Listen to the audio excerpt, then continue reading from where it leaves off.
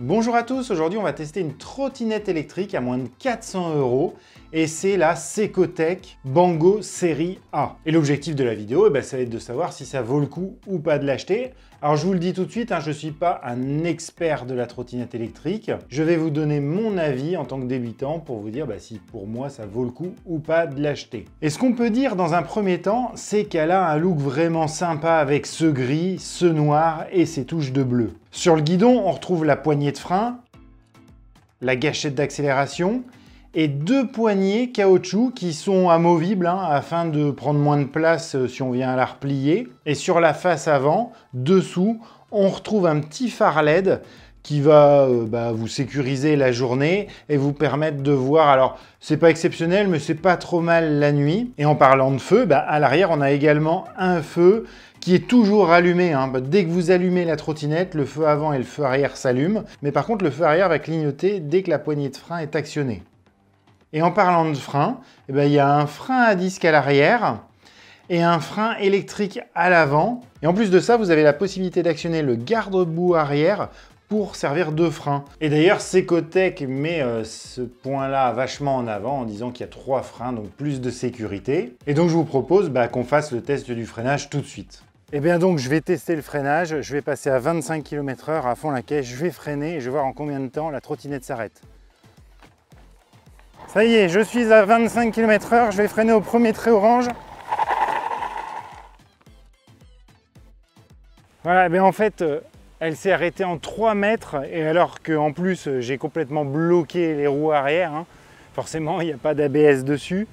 Et franchement à 25 km/h s'arrêter en 3 mètres, c'est vraiment pas mal, ça freine très très fort. D'ailleurs il faut mettre son poids vers l'arrière parce que sinon on a tendance à partir vers l'avant. Mais on n'en a pas fini avec la potence. Sur la potence, on retrouve également un afficheur qui va vous afficher clairement, et même en plein soleil, on voit bien, je trouve, la vitesse. Et alors, je l'ai testé au GPS et elle est vraiment juste.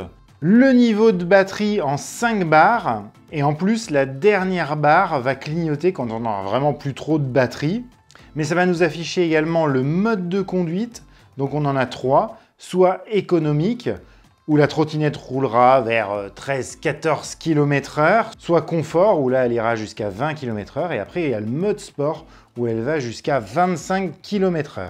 Et en appuyant sur les deux boutons, on accède à des paramètres. Alors c'est pas très clair, il faut vraiment avoir la notice pour comprendre à quoi ça sert, mais le premier mode sert à passer de miles par heure en kilomètres par heure. Le deuxième sert pour activer le fait d'avoir une impulsion pour que la trottinette démarre.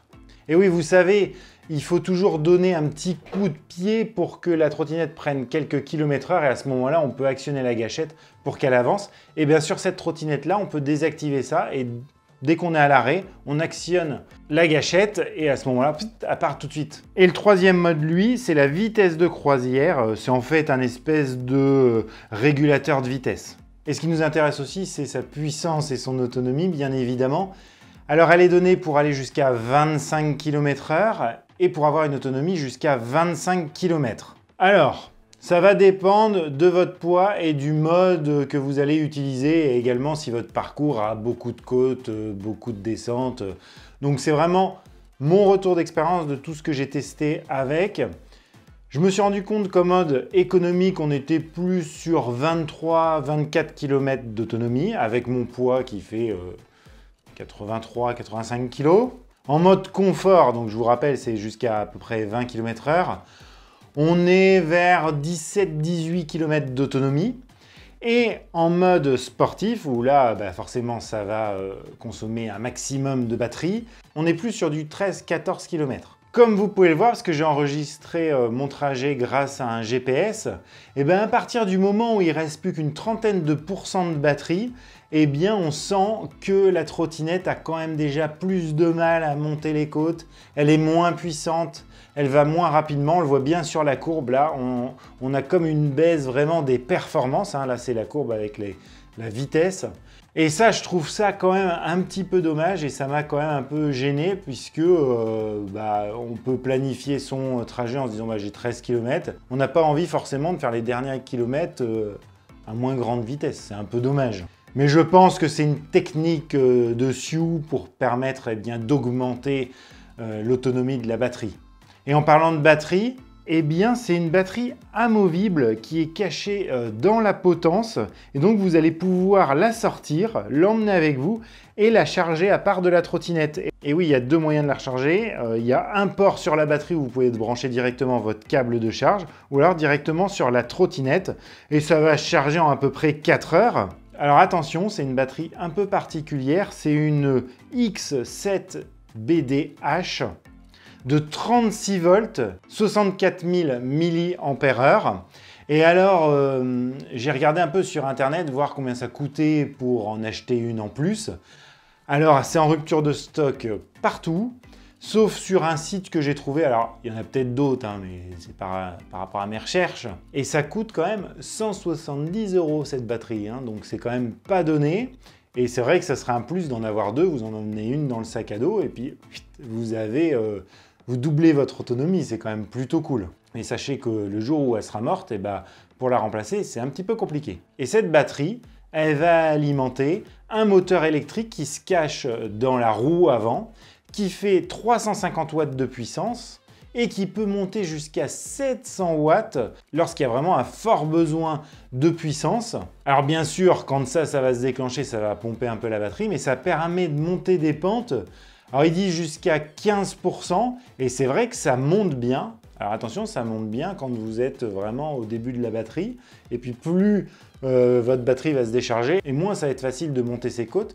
Mais globalement, elle lâche pas quoi. Elle monte, même à la fin, elle va monter lentement, mais elle monte quand même les côtes. J'ai été relativement surpris. Et alors au début, quand vous partez avec, elle les monte à fond la caisse, c'est vraiment impressionnant. Alors tout ça, c'est des informations techniques, mais on va voir ce que ça donne en vrai. Je vais accélérer à fond, on va voir en quelle distance on atteint la vitesse maximum. Allez, c'est parti!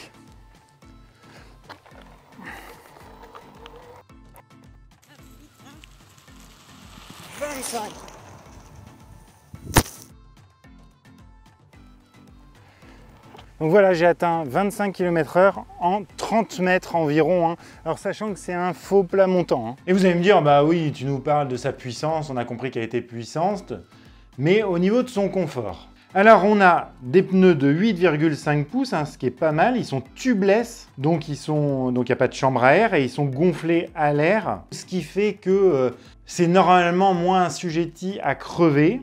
Alors il n'y a pas de suspension, qui va lui permettre quand même d'être à l'aise sur la route et les chemins. Par contre, il ne faut pas qu'il soit trop abîmé, hein. C'est-à-dire que les routes de ville, c'est parfait. Les petits chemins de campagne comme moi j'ai pris, ça va parce que c'est plutôt bien. Par contre, les petits chemins de terre et tout, vous oubliez, hein, parce que c'est pas une trottinette qui est faite pour faire du tout chemin. C'est vraiment pas agréable. J'ai essayé dans les bois, c'est horrible. Et si on regarde le deck, bon, dessus il y a un revêtement antidérapant et ce truc-là c'est collé et je sais pas comment ça va tenir dans le temps. Et j'aurais aussi un autre reproche, mais bon c'est quand même standard, mais il existe des decks plus grands. Celui-là je le trouve un peu petit. Il mesure 14,5 cm de largeur et 45 cm de longueur utile, hein. Parce que forcément il est un peu plus long, mais on ne peut pas mettre les pieds.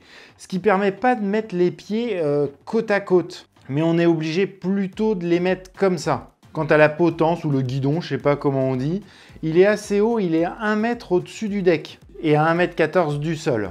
La trottinette, elle a une garde au sol de 10,6 cm, ce qui lui permet d'être assez haut et de ne pas se prendre les cailloux ou les trucs qui viendraient à taper dessus. Et puis bah, bien sûr, il y a la petite béquille qui va bien. Et enfin, pour la transporter, on retrouve une petite gâchette là qu'on vient à lever et qui permet de plier la potence pour qu'elle vienne se loger dans le garde-boue arrière. Et comme ça, on peut la porter. Bon, c'est quand même assez lourd hein, comme truc, ça fait 15 kg, mais quand je compare à la concurrence, on est quand même pas mal.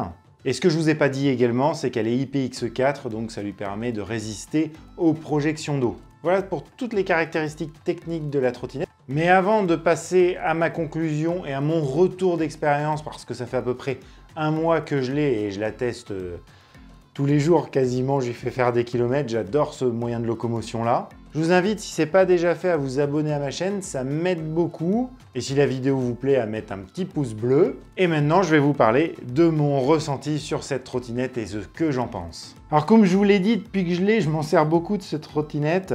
Et je trouve que c'est vraiment agréable parce que le 25 km/h arrive vraiment très vite. Alors pour être très honnête avec vous, je m'en sers quasiment tout le temps comme mode sport parce que c'est agréable de monter à 25 km/h. Je me sers juste du mode confort quand je sais que je vais aller un petit peu loin et que j'ai un peu peur pour l'autonomie.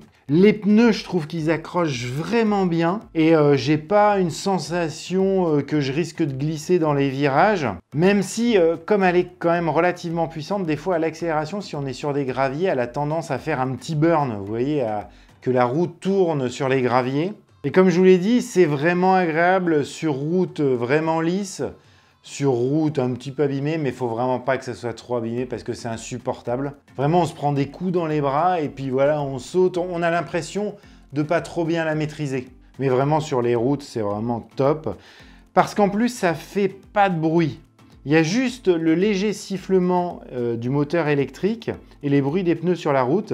Et oui, on n'a pas de bruit parasite, on n'a pas des trucs qui viendraient à taper, des bruits de plastique ou... Ça fait vraiment solide, elle fait robuste. Du coup, j'ai été voir un copain qui en avait une. Alors lui, il avait une Xiaomi Essential. Alors, on est à peu près dans la même gamme de prix. Celle-là fait plus, même si la Xiaomi est de bonne facture, il n'y a aucun problème. Mais celle-là fait plus costaud, je trouve. Et en plus, en l'essayant, je me suis rendu compte qu'elle avait, la sienne, moins d'autonomie. Et en plus, elle allait moins vite. Je sais plus, je crois qu'elle s'arrêtait à 20 km/h, un truc comme ça. Ouais, je veux pas dire de bêtises, donc je sais plus. Mais voilà, en tout cas, elle était moins puissante, elle avait moins de pêche. Après, ce qu'on peut y reprocher, voilà, c'est son autonomie qui est que de 25 km, enfin, de 13 km en mode à fond la caisse. Mais bon, d'après ce que j'ai vu à ce prix-là, on est vraiment dans la norme. C'est ça, quoi, 25 km d'autonomie à 400 €, on est dans le vrai. Donc bref, tout ça pour vous dire que pour moi, la trottinette est robuste, elle est assez rapide. De toute façon, je crois qu'en France, on ne peut pas dépasser les 25 km/h, donc voilà. Elle a un moteur qui est relativement puissant, une autonomie qui est ce qu'elle est, je vous l'ai donné, après à vous de voir si ça correspondrait ou pas à vos usages. Mais par contre, il y a un truc qui est vraiment chiant, c'est cette perte de puissance. À partir du moment où il ne reste plus que 30% de batterie, à partir du moment où on a fait 7-8 km en mode sport, et tout de suite, blam, on descend, quoi. On est même en dessous du mode confort après en puissance. Et ça, franchement, c'est un peu relou. Moi, je préférais qu'il y ait le plein pot, et puis tant pis, après, on n'a plus assez d'autonomie, ça coupe, mais au moins, on sait la distance qu'on va faire. Donc, on s'adapte. Si on veut faire une distance plus grande, on passe en mode confort et on va un peu plus loin. Voilà, ça, c'est un truc qui me gonfle. Après, le deuxième point négatif, comme je vous ai dit, c'est la batterie. Attention, le jour où elle est morte, pour la remplacer, un peu compliqué pour la trouver. Et puis, son prix, c'est dommage, parce que moi, j'aurais vraiment aimé en acheter une deuxième. Voilà. Écoutez, j'espère avoir été le plus complet possible pour un novice de la trottinette électrique. N'hésitez pas à me dire en commentaire si j'ai oublié des choses, si j'aurais dû parler de quelque chose.